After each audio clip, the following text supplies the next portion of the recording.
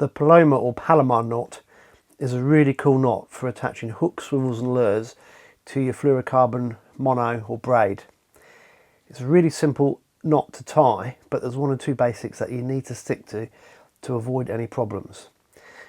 Okay, I've got my oversized hook and I've got fly fishing backing because it will show up really nicely on the video. First thing you need to do is make a big tag, so you pass the line through one end of the hook and then back through. Now this is the first problem people encounter.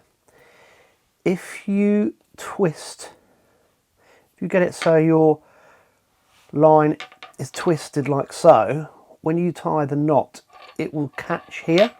You need to make sure it remains separate. That will keep the knot integrity in place. Okay, so once you've done that, make a big overhand loop like so, and you pass that through the hook or the swivel or even the lure.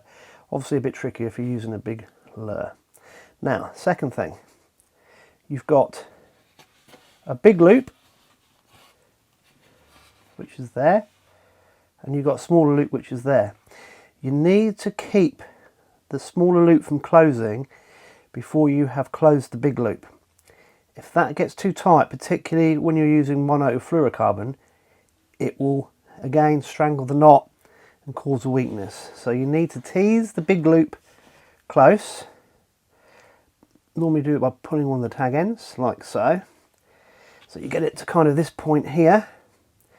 Now when you get to this point here, moisten the knot, use saliva and just pull it together, and you get a beautiful tight knot that doesn't strangle itself, and that will be really useful for tying your line to things like hooks, swivels and lures. So that's the Palomar knot or the Paloma knot.